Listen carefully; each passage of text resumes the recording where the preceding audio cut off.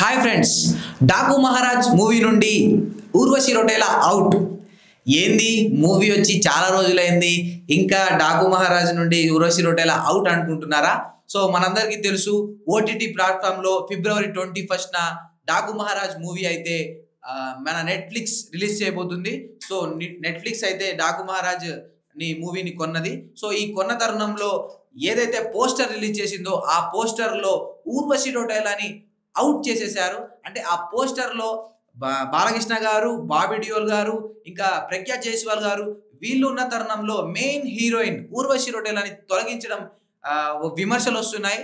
So మనందరికీ తెలుసు, సంక్రాంతి రోజున జనవరి 12వ తారీఖున డాకు మహారాజ్ రిలీజ్ అయింది. సో బాలకృష్ణ గారు, బాబీ డియోల్, బాబీ కొల్లి కాంబినేషన్లో ఈ సినిమా నిర్మించబడి సో మంచి హిట్ అయితే అందుకుంది. కలెక్షన్ల సునామీ సృష్టించింది. దాదాపు 40 రోజులు ఈ సినిమా అయితే తెలుగు, హిందీ, తమిళ్, మలయాళం 4 లాంగ్వేజ్లో రిలీజ్ అయ్యి దాదాపు 103 కోట్లు అయితే కలెక్ట్ చేసింది. సో 150 కోట్ల గ్రాస్, 80 కోట్ల షేర్స్తో 103 కోట్లు అయితే కలెక్ట్ చేసింది. సో ఈ మూవీ మంచి హిట్ అయితే అందుకుంది. సో మనందరికీ తెలుసు, బాలకృష్ణ గారు ఈ మూవీలో ఒక 70% పాత్ర పోషిస్తే ఊర్వశి రొటేలా గారి క్యారెక్టర్ ఒక 30% ఉంటుంది. ఎందుకు అంటే మనందరికీ తెలుసు, డాకు మహారాజ్ మూవీలో దబిడి దిబిడి సాంగ్ ఏ రేంజ్ లో ఉంటది. సో ఊర్వశి రొటేలా గారి, బాలకృష్ణ గారి ఆ డాన్స్ పర్ఫార్మెన్స్, వాళ్ళు వేసే ఆ స్టెప్స్ అయితే చాలా ట్రెండ్ అయ్యాయి. సో ఇన్స్టాగ్రామ్, యూట్యూబ్, ఫేస్బుక్ లో ఈ సాంగ్ అయితే మారుమోగిపోయింది. ఊర్వశి రొటేలాకి కూడా తెలుగు ఆడియన్స్ నుంచి మంచి రెస్పాన్స్ వచ్చింది. ఊర్వశి రొటేలా ఆ సీన్స్ కానీ, ఆ రొమాంటిక్ సీన్స్ కానీ, బాలకృష్ణ గారితో ఉండే ఆ సీన్స్ కూడా చాలా ఆకట్టుకున్నాయి. ఎందుకంటే బాలకృష్ణ గారు దబిడి దిబిడిలో ఆ స్టెప్స్ కి, ఊర్వశి రొటేలా గారితో చేసే ఆ స్టెప్స్ కి ఒక సపరేట్ ఫ్యాన్ బేస్ అయితే క్రియేట్ చేసింది.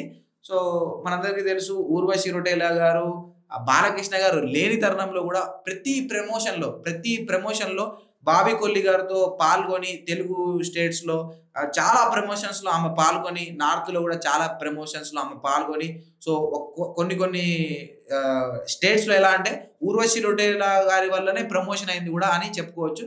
సో అలా 103 కోట్లు కలెక్ట్ చేసిన, 100 crores క్రాస్ చేసిన మూవీ మెయిన్ లీడ్గా చేసిన హీరోయిన్ ఊర్వశి రొటేలా పోస్టర్ని తొలగించడం, ఆమె పోస్టర్లో ఆమె ఫేస్ లేకపోవడం, ఇంకొకటి మూవీలో ఊర్వశి రొటేలా గారి అన్ని సీన్స్ని, అంటే సాంగ్స్తో కలిపి అన్ని సీన్స్ని తీసేశారు అని తెలుస్తుంది.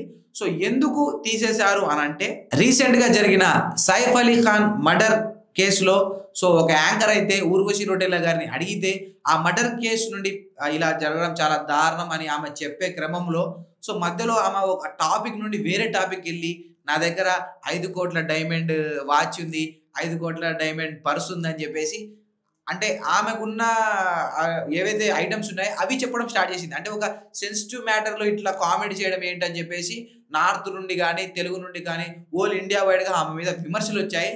సో నెట్ఫ్లిక్స్ అయితే నాకు తెలిసి భయపడింది అనుకోవచ్చు. ఎందుకంటే ఒకవేళ ఊర్వశి రొటేలా గారిని ఆ సినిమా ఉన్నట్టుగా పెడితే, ఊర్వశి రొటేలా గారి మీద ఇప్పుడు బ్యాన్ ట్రెండ్ అవుతుంది, రీసెంట్గా బాయ్కాట్ ట్రెండ్ అవుతుంది. సో ఆ విధంగా ఊర్వశి రొటేలా గారి వల్ల ఏదైనా ప్రాబ్లం జరగవచ్చు అని చెప్పేసి నెట్ఫ్లిక్స్ అయితే నిర్ణయం తీసుకుంది అనుకోవచ్చు.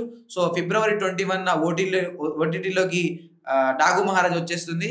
సో చాలా వెయిటింగ్, కానీ ఒక బ్యాడ్ న్యూస్ అని అనుకోవచ్చు. ఎందుకంటే ఊర్వశి రొటేలా గారి ఆ సీన్స్ ఏవైతే ఉంటాయో చాలా బాగుంటాయి. సో ఊర్వశి రొటేలా గారికి చాలా మంది ఫ్యాన్స్ అయితే ఉన్నారు, అభిమానులు కూడా ఉన్నారు. సో వాళ్ళైతే తీవ్రంగా వాళ్ళు భావోద్వేగానికి గురవుతున్నారు.